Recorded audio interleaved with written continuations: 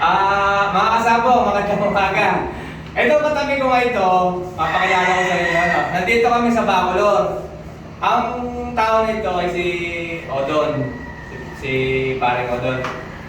Hindi niyo natatanong, ito yung kaunang handler ko. Okay. Hindi ko naman tanda kung anong taon yun, pero talagang batang-bata pa ako, high school pa lang. Nung time na nagsisimula ako, talagang ginagawa namin ng kaibigan ko na ito ay nabibili tapos lalaban. Kasi wala naman kaming bibili nun. Pero, nung time ko na yon, up to this time, kung ikukumpara ko yung galing nito sa selection, tsaka sa pag-handling, pag-breeding, pointing, conditioning, wala akong masabi sa tao na ito. Ngayon, siyempre, lumipas ang panahon yan. Ako naman, malaking ka rin ang narating ko sa pagkamanok, no? Pero doon, nung time na yun, isa lang ang naalala kong hanggang ngayon ginagawa ko, yung pag-breed natin ng mga multiple winning line. Tanda ko ito noon, meron ito mga 7 times, 9 times, 4 times, na binibili ko sa palahi niya, pinakukondisyon ko na din sa kanya, and then ilalaban namin. Anong tanda yung mga? Hindi ko naman... Difference at saka Difference, Bruce Banner sweater, no? Di kayo, nandito kami sa Bacolod Cockpit. First time ko dito. Yung dating pinupuntahan namin sa bungan ditong luma, wala na. Wala na. Grabe naman ang ganda ng bagong Bacolod Cockpit ni Tatay Bong Pineda. Grabe itong kwarto na ito, isang kakaos pa lang. Parang hotel. Parang hotel. Napakaganda. Aircon. Puro branded. Napakaganda. Napakaganda talaga. Tapos, fully air condition. Hindi ngayon, palaban kasi ng mga interbarangay, nagkataon naman na yung sa pinsan ko, nakakakilala din ito kasi nung time na yun, yung pinsan kong si Kapitan Aris ay nagmamanong din. So, kahit yung pinsan ko, nakikiyado sa mga palahi nitong kaibigan ko na ito, si Dondon. Ngayon, dinala ko siya ng trio dahil gusto niya yung mga hats at wala siya man sa bahay. Ito yung liver, ito yung husky natin. Ito yung isa sa pinakamagagaling kong hats ngayon. Bigay ko lang sa kanya at sana di pagka susunod na balikay dala ko na naman ang panibagong bato. Wala! Priceless ang tao na ito sa akin. Basta humingi ito, bibigyan ko na lang. Doon! Ito nagturo sa akin, sabi yung mga sabong, ito nagturo sa akin may lang bagay na kunyari sa stags pagka hindi mo mapagalaw. Tanda ko, ang ginagawa ko, lalagyan ng pulit. Lalagyan ng pulit ilang araw para mapagalaw mo na mga ganyan. May mga stags kasi minsan, ayaw tumapang. Yun yung paraan nito, medyo maraming paraan to na natutunan ako sa kanya. Kailangan pag ayaw tumapang, lagyan mo ng inayin. Yung ulit. Sa pagkakarboloting, no? Dagdag ng mais, no? Yung mga time na yung mga kasabong, alam nyo, wala pang masyado ng bablag sa pagkukondisyon. Wala pang masyado ng bablag kung paano nagpapagalaw ng manok. Wala pa nagbablag kung paano nagpapamasak o yung mga running. Wala pa mga sabong. Noong time na yun, talagang sabihin ko sa inyo, ultimong incubator, wala pang available. Yung time na yun, ang incubator namin, ginagawa namin. Yung kahon na pinaglagyan ng mga mga emperador, gano'n, yung malalaki, yung mga balikbayan box, yun ang ginagawa namin incubator. Bumbilya lang at saka takip ng timba na nilalagyan namin ng tubig. Tapos eventually, napapapisa namin yung mga sisiw at mga itlog na parang talagang bumili ng incubator. Noong time na yun, yun ang mga advantage namin sa iba na starting pa lang. Pero in general nun, wala pa. Kahit kung anong bebenta ng incubator ngayon, sumobra dami na naman bebenta ng incubator. Doon! Observe ka naman, yung mga pinagsamahan natin ng tayo. Itong tao ito, matagal ko nang kasama. Pagka wala kaming panlaban, ito yung bumibili ng manok, tapos sa akin nililiwan. Ako ang nagkukondisyon sa swerte naman kami. Marami yung nananalo, nagcha-champion din kami. Yun, ito. Pero hanggang ngayon, siya pa rin ang nagmamanok, ako hindi na. Nung nga nakita ko ulit yung number niya sa Facebook, humingi ako ng ano sa kanya. Sabi ko, huwag naman ako ulit. Baka pwede mo akong bigyan kahit sisiw lang. Sabi ko, walang problema. Okay lang, sabi. Kasi ito ang batang high school pa lang, kasama ko na siya. Ito, ngayon pala sigat na. Ako, laos na. Hindi naman. Hindi naman. Ito, makasama ko baka sa ano. Siyempre na, lahat naman tayo na ng mga kasama ko. Pero sabi ko nga, siguro pwede ko sabihin, ang isa sa mga naging pundasyon ko noon, o mga knowledge ko, lahat, pagdating sa breed. Kasi ito, overall to breeding, conditioning. Hindi ka nagtari doon. Hindi ka nagtari. Ito, lahat na ito, breeding, conditioning, talagang lang. Pati selection, talagang magaling tong sumilit ng...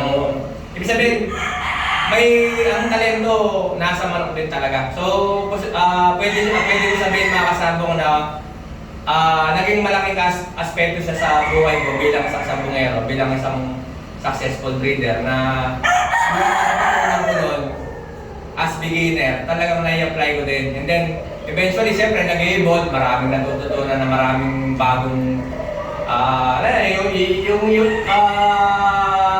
yung iba parang ano na lang parang technicality na lang sa mga modern equipment natin. Pero yung talagang basic na sabi nga nila, basic na pinakamagaling talaga, yung matututunan mo in experience talaga na. Oo. Kasi ang sabi ko kay Mike noon, kung mag-breed siya, yung quality na talaga. Huwag siyang mag-breed ng hindi pa alam kung ano yung klase ng bloodline yung manok. Kasi sayang yung panahon Panahon ng inaano dyan, tapos yung nagagastos mo, ang sayang. Kaya sabi ko, kung mag-breed ka, yun talagang magandang pundasyon, sabi ko. Ngayon, successful pala siya. Ayun mga kasabong, sa madaling salita, yung pagbablog ko din, nakakita niya ako baka sa YouTube o sa Facebook. Facebook. Nakita niya, nabigla siya, ang dami kong trophy, nabigla siya, ang dami kong achievement bago, ang dami ko ng follower din na dami kong bumibili ng manok sa amin. So, sabi ko nga, isa sa pinaka-basic namin, kauna-unahan ay yung mga winning line. So bago namin titignan kung ano din yata siya, titignan muna namin ang galaw, titignan muna namin kung nagbibilang ng panalo. Eventually kasi yung mga yun, genetically na napapasa. So, genetically napapasa kasi kaya sila nagmumultiple din yung mga anak kasi yung mismong broodcock na binibreed mo, naipapasa yung talent o yung galing niya sa estilo na nagbibigay ng maraming panalo. So, hindi naman talaga technically dugo Hindi naman technically dugo technically yung skills ng manok ang namamana. Kaya siya nagiging multiple din yung mga anak, nagiging nagbibigay ng maraming panalo. So, sabong naman doon, lagi naman may talo na doon, no? May times na talagang kahit anong galing ng manok mo, pag wala ka sa swerte, talagang matatalo din. Yan ang sabong. Pero, kailangan, alam mo lang dalhin yung sabong. Tanggapin yung pagkatalo, tsaka yung panalo. Yun ang ano sa sabong. Ayun, mga sabong. Ito si Odon. Ito, dati tanda ko may mga pamangkin ko na nasa abroad. Papabreed sa kanya, papabreed, namimili ng materyales, tapos dito lang din dinibigay. Ako naman, lumipas ang panahon kasi nakarating ako ng Quezon Province kaya nawala na ako dito sa Pampanga.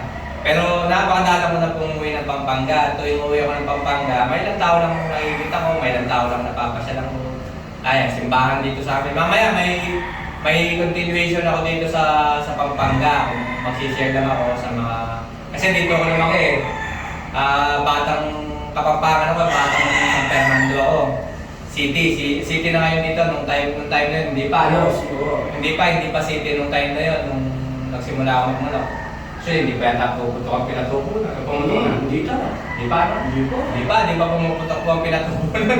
Hindi pa pumuputok ang pinatubunan. 1991 ko lang po pinatubunan. Oo, kasabong. Ayan, talagang po, tingnan niyo po kung gaano ko kaaga nag-start sa larangan na to bago ako naging. So, hindi rin madali ang pinagdaanan. Talagang maraming pinagdaanan talo Maraming pinagdaanan champion. Tapos natuto tayo doon.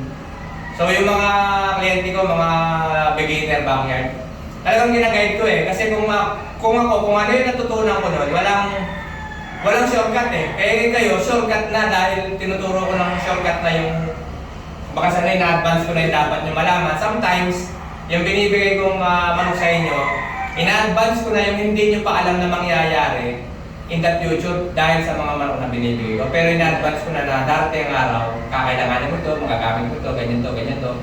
So, nakukuha nyo na eventually yung mga hindi nyo pa alam na dapat pala makukuha nyo rin. In the near future, nakukuha nyo na po sa mga binibreed namin. Yan, sabi ko nga ngayon, puro imported, kaya lang, stick pa rin kami sa... Wala rin ano yung imported eh. Oh, yan, no? Ang dami kong nag-import ngayon. Kasi mga kapatid ko nasa Amerika, yung binibili na ng mga manok galing sa Amerika. Karamihan, busil lang. Oh, yan. Mas maganda pa nga yung mga manok dito eh. Kaya quality. Kaya makasama. Marunong. Lalo na makasama ko yung mga Kapampangan. Kasi Kapampangan ako na. Talagang mga Kapampangan. Nakakapakaselan, mga kasama. Ako, Kapampangan ako, mga kababayan ko Kapampangan. Pero marami rin kumukuha ang Kapampangan sa akin dito. At marami rin. Kasi alam nila kung ang kalidad namin, ang taste namin, o ang standard namin, talagang medyo mahigpit kami. Oo, talaga. Huwag mo sabihin yung portet ang manok mo. Huwag mo rin sabihin yung stiso itsura. Oo. Dahil dito sa Pampanga, ang papangit ng manok, istisuhin pa, minsan talagang pinapapangit. Pero pag pumalo, Oo, iba. ako, parang kalabaw, hindi mamatay-matay. Kaya na mga manok dito. Kaya sabi ko nga, napalayo na lang ako, pero dito talaga ako nagsimula. Tanda-tanda ako. Kabilang ako sa ilan sa mga kauna-una ang member ng KGBA. Noon time na yun, KGBA lang. Wala nang bago. Wala nang iba mga kasabong, KGBA lang. Sabihin na Kapampangan ko. Kasi ngayon, sobrang dami na. Oo, master. Hindi, dito sa mga lokal lang, napakadami na. Meron na tayo sa mga barangay, may mga grupo sa mga bawat bayan, may mga asosasyon sa bawat bayan. Noon, isa lang talaga sa buong Pampanga. Talagang KGB lang. Hanggang sa malipat nga ako sa Quezon at naging QCBA naman. Doon, sa Quezon naman, 4 consecutive year of color champion. 4-time defending champion. Wala pa nakakatatlo. 4 nang nahawakan ko. Dahil wala pa akong balak tumigil. Kung hindi mo makuha ngayong taon, kung meron man makakuha ng color, nakakuha ngayong taon, hindi pa rin sa, ibig sabihin nakakaswerteng isa pa lang sa nakakalawa. Pero makakuha ka ng 4, wala pa. Ako pa lang sa buong Quezon. Ibig sabihin sa buong Quezon, may pinagmamalaki kami na kami yung color champion. 4 consecutive year. 4 na beses. So kahit pa paano, kasi marami magagaling na breeder ngayon. Yung iba talaga superstar.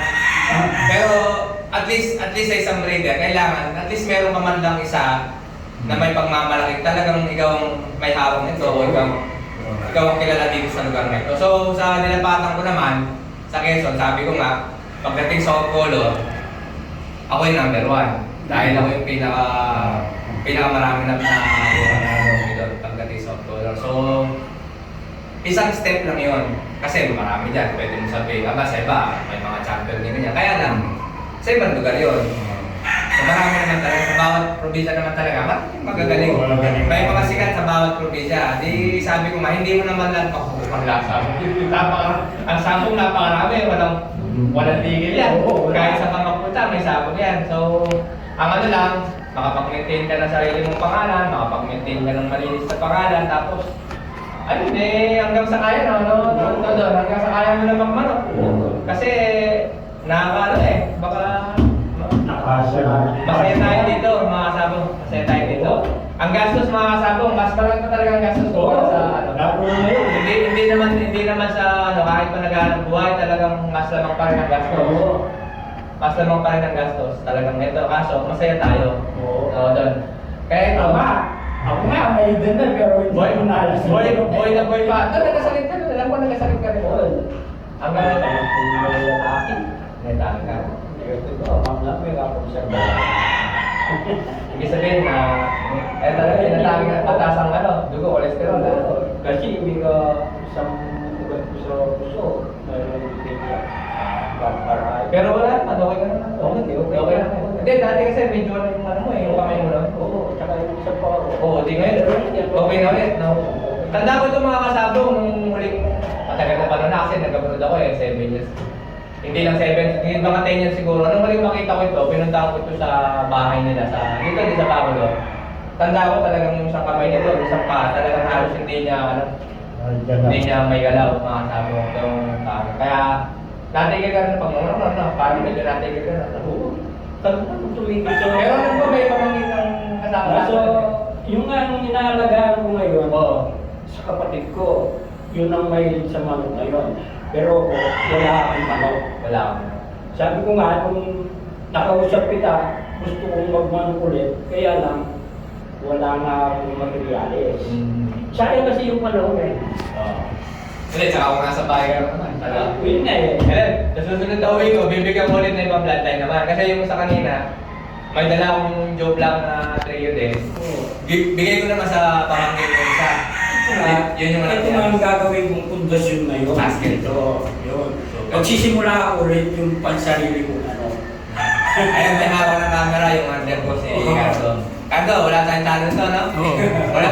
Itong actually mga kasama marami akong bloodline, no? Sabi ko, alam nyo din yan. Pero ang Haskell na ito, hanggang ngayon, ang banding ngayon, November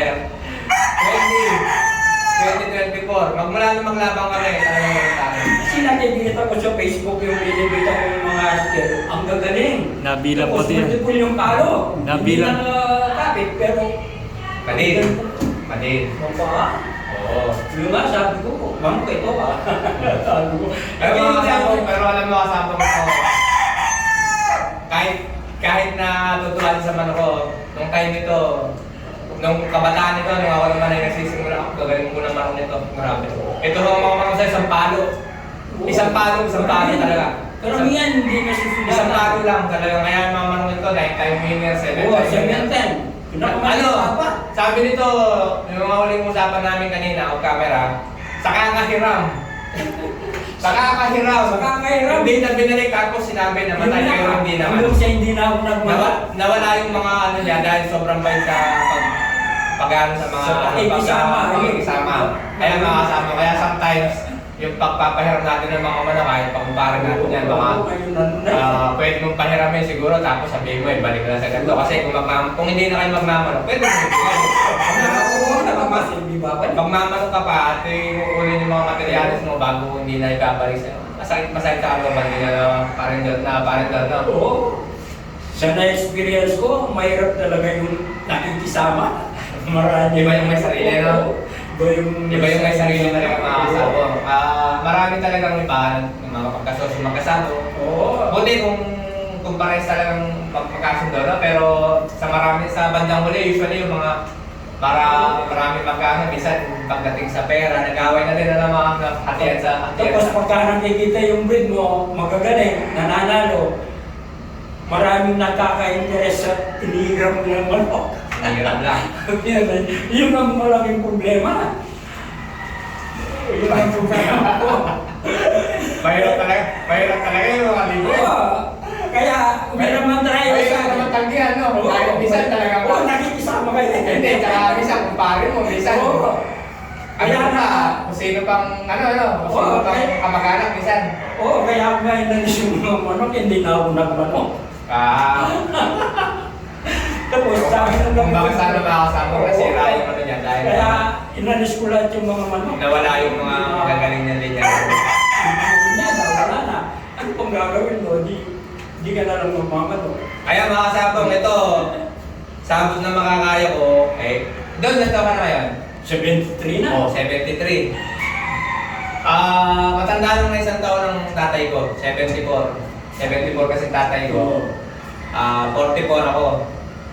So, sabi ko nga, kung ilang taon pa magmamanok ito, bibigyan ko lang kasi iba na tayo ngayon mga kasama, dami kong mamanok. Biro mo, ilang taon tayo hindi nagkita, siguro mga 20 years. May git, no? Hindi lang. Kasi ako matagal ako sa abroad bago mahigit 10 taon na ako married. Oo. 7, di yung parang 7 years na yun. Sa abroad, 7 years. Tapos married akong 11 years, 18 years na yun. O tapos nag-college pa ako nun, bago ako nag-abroad, Oo. nasa college pa ako. Eh, high school pa ako nagmamano. So more than 20 years mga kasama, pwede mo sabihin 23 o 24 years. Ito, kauna-una akong handler. Handler breeder. Talagang ito nung time na, siyempre malakas pa naman siya, nauna ako na may usasa nakakarating sa pakikipagtrabaho din, no, mga kasama. Basta padala akong pera dito noon, sabi ko doon, naman tayo, kaya bili ka dyan, bili tayo. Oo. Uwi ako sa buwan na ganito, handa mo lang, para may bibitawan sa mga. Pwede rin po tayo mamilig magsabong magmanukan, mga kasama. Okay naman tayo magkasama eh. Parang hindi tayo magkasama eh. Ayan mga kasama. So, pinagkikilala ko lang napaka-importante na ako naging part ng buhay ko. Ngayon ay nandito lang.